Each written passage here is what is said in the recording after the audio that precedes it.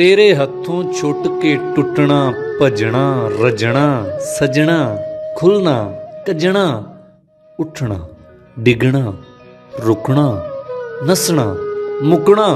दिसना लुकना टहना रहना कहना खलोना बहना सहना चढ़ना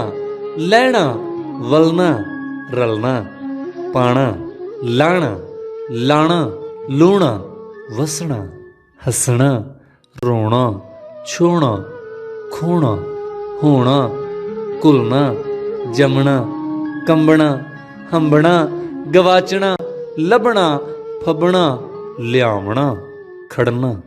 अड़ना फड़ना लड़ना वड़ना सड़ना चुकना धरना डुबना तरना जरना जितना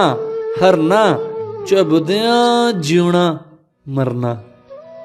चबद्यां जीना मरना।